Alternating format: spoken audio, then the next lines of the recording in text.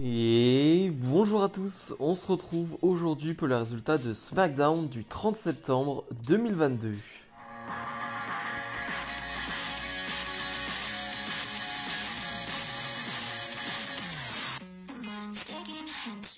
Comme d'habitude, avant de parler du show bleu, n'oubliez pas de mettre le petit pouce bleu et de vous abonner. Le show qui débute directement avec un match 2 contre 2. On retrouve Sami Zayn et Solo Sikoa face à Ricochet et Macap Moss. Un match de 10 minutes. Et c'est le genre de match où j'ai même pas envie de parler de la technique, j'ai même pas envie de parler du combat en soi, qui est un bon match de catch et il n'y a rien à dire en soi sur le combat. C'est un vrai bon match par équipe. Mais c'est surtout l'ambiance qu'il y a autour de Sami Zayn. C'est incroyable. C'est-à-dire que Sami Zayn et Solo Sikoa sont bien évidemment les heels de ce match, sont censés être hués. Et bah pas du tout. Pas du tout. Alors Solo Sikoa a des réactions de la part du public positives. Il y a un peu de négatif aussi. Tant mieux, hein, c'est un heel. Mais alors Sami Zayn, aucune réaction négative. Vraiment, le public est acquis à sa cause. Le public est à fond derrière lui. Ce qui est presque triste, j'ai envie de dire, pour Ricochet et Macap Moss qui font vraiment tout leur possible pour rallier justement le public à leur cause, pour que le public soit derrière les faces tout simplement. Mais ça ne fonctionne pas. Ils peuvent faire n'importe quoi. Ricochet peut faire tous les saltos du monde, peut faire toutes les pirouettes qu'il veut. Ça ne fonctionne pas. Ça ne fonctionne pas. Macap Moss a beau mettre toute l'intensité qu'il veut. Ça ne va pas. Ça ne va pas. Le public est à fond derrière Sami Zayn. C'est comme ça. Le public adore Sami Zayn. Et moi aussi j'adore Sami Zayn tout simplement. La fin de match où Solo Sikoa va jeter une chaise dans la tête de Ricochet. Le public ne va, l'arbitre ne va pas s'en apercevoir. Solo Sikoa en profite derrière pour gagner ce match pour son équipe. Solo Sikoa qui n'arrive pas à gérer justement sa colère après le match, qui s'en prend encore à Macap Moss. Ouais, Solo Sikoa, il est très bien introduit dans la Bloodline. C'est vraiment le gars qui est là pour casser des gueules, vraiment il est là pour ça, et son duo avec Sami Zayn ça fonctionne à merveille. Bref, c'était vraiment très très cool comme opener. Drew McIntyre fait face à Austin Theory. On a eu un segment juste avant en backstage où Theory parlait plutôt mal de McIntyre. Bon, il s'était pas rendu compte que McIntyre était derrière lui. Du coup on a ce combat qui ne va pas durer parce que Alpha Academy va s'en prendre à McIntyre, un Theory qui est vraiment en équipe avec Alpha Academy, c'est presque un clan j'ai envie de dire, avec ces trois-là. Et finalement, donc Gargano va venir faire le save pour McIntyre, mais ça ne va pas suffire, on est toujours en 3 contre 1 et Kevin Owens va arriver, là le public va vraiment être très très très heureux. Et là ça va faire le nombre, 3 contre 3. Ils vont réussir à sortir tout le monde du ring, à s'occuper d'Alpha Academy. Et le segment s'arrête là-dessus. C'était cool, voilà, c'était court, c'était sympathique. On voit Kevin Owens, on voit Gargano. Encore une fois, c'est très important ce qu'ils font avec Gargano. Dans la tête des gens, ils le mettent en équipe avec Kevin Owens. Là, ils le mettent allié de McIntyre. C'est très important pour le grand public, pour ceux qui ne connaissent pas réellement Gargano, de faire ce genre de choses-là pour que le grand public justement se dise ok, Gargano c'est le gars qui est avec Owens, c'est le gars qui a été avec McIntyre, donc ouais, je dois être derrière ce gars, je dois le soutenir. Donc c'est plutôt malin, c'est plutôt très malin ce qu'ils font avec Johnny Gargano. Hit Raw font face à Los Lotarios.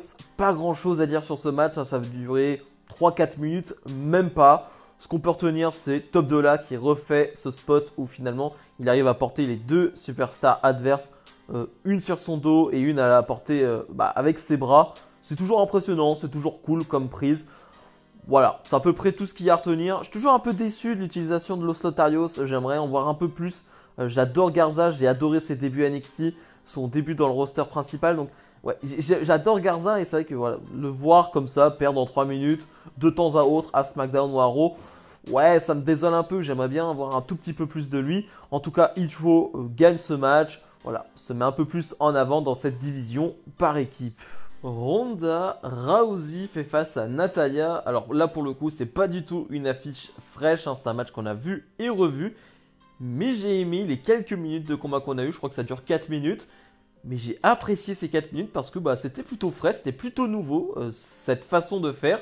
On a eu beaucoup de transitions, de soumissions entre les deux. Une Natalya qui va pas se laisser faire.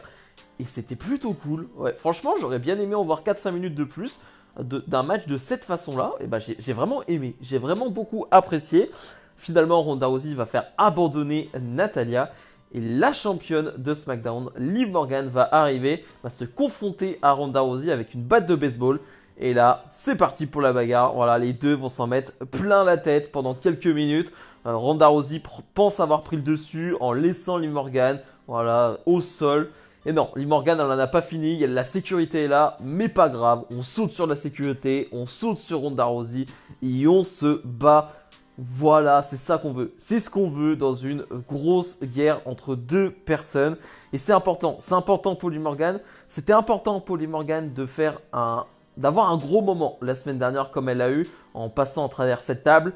Et là, encore une fois, elle se met au niveau de Ronda Rousey dans l'agressivité.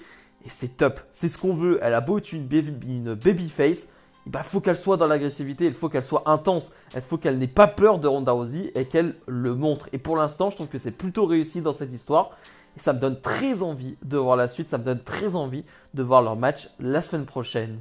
Imperium sont sur le ring et ils nous rappellent que la semaine prochaine à SmackDown, lors de la saison première, oui c'est la première de la saison de SmackDown, la semaine prochaine, donc on aura Gunther face à Sheamus, un rematch de Clash at the Castle. Ça ne sera pas Extreme Rules, c'est bien à SmackDown, hein, je le rappelle.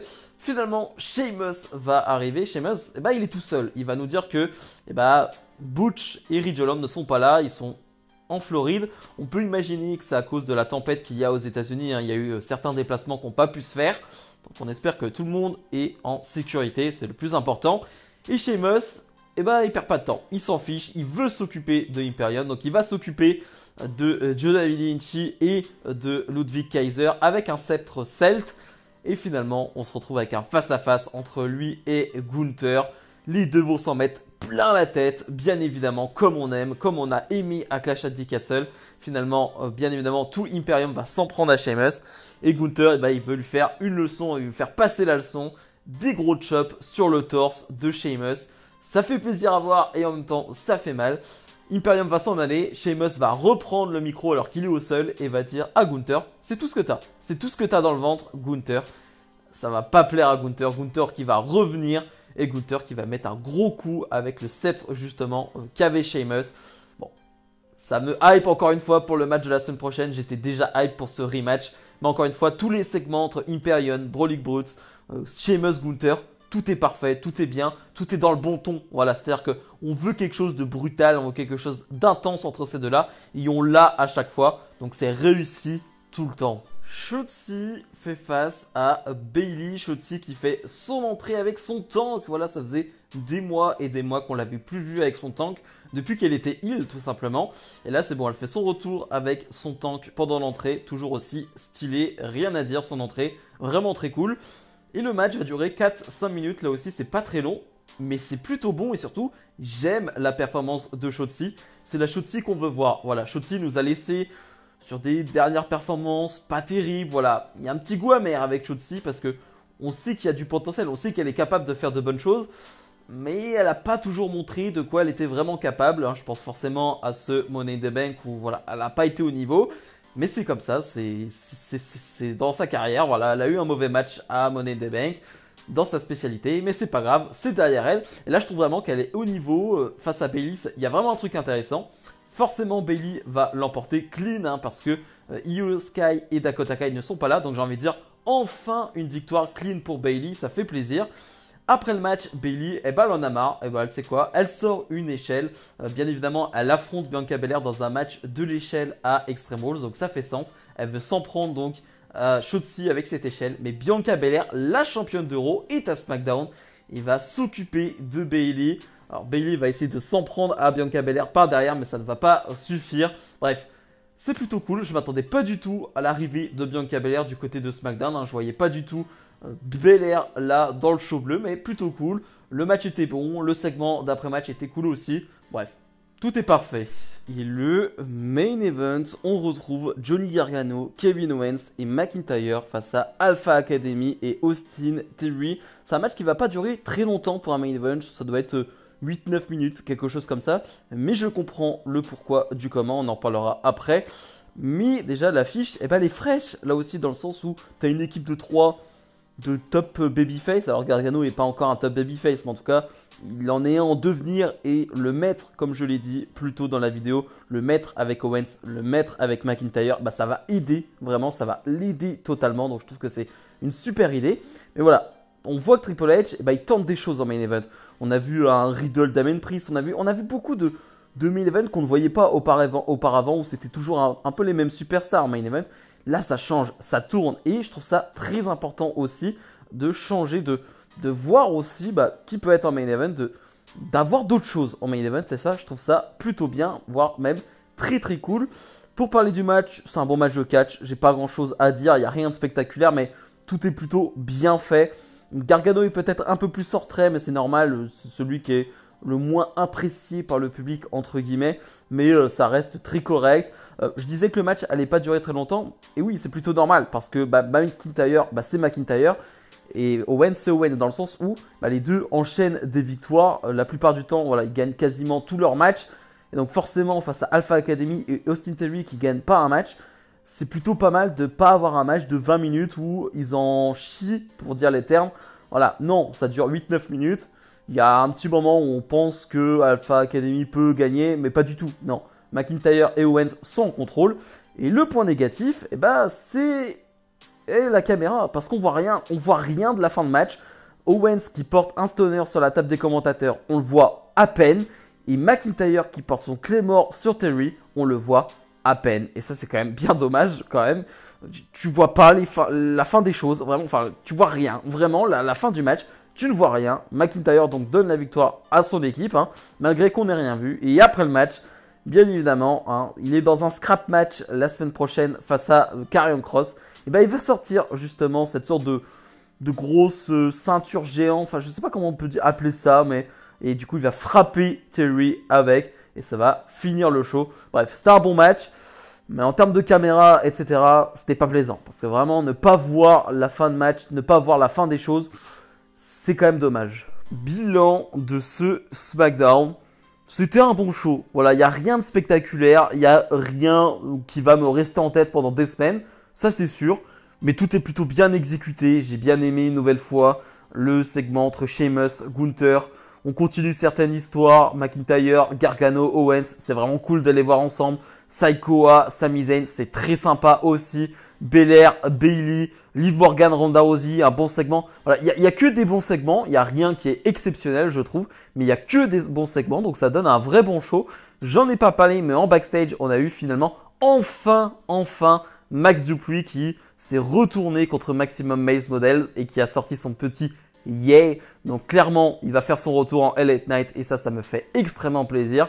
Mais voilà, c'était vraiment un bon show dans l'ensemble. Voilà, comme j'ai dit, rien de spectaculaire, rien d'extraordinaire, mais un beau show qui passe bien à une semaine de Extreme Rules. Donc si je dois donner une note, on est sur un bon 8 sur 10. Bref, comme d'habitude, n'hésitez pas à mettre le petit pouce bleu et à vous abonner. Pas de vidéo demain, je sais que j'avais dit que j'allais faire des vidéos tous les dimanches. Mais là, il n'y a pas de grosses informations sur la WWE. En termes de concept, voilà, j'ai déjà fait mes concepts sur les dernières semaines, donc on va se calmer. Je vais essayer de faire un concept par mois pour que pas j'en fasse chaque semaine, sinon bah j'aurai plus de vidéos à faire. Donc voilà, excusez-moi, pas de vidéo demain et demain je suis un peu, j'ai des choses à faire donc je serai pas là non plus. Bref, on se retrouve donc mardi pour une vidéo, bah, je vais dire spéciale, mais non, pour la review d'Euro. Salut, salut!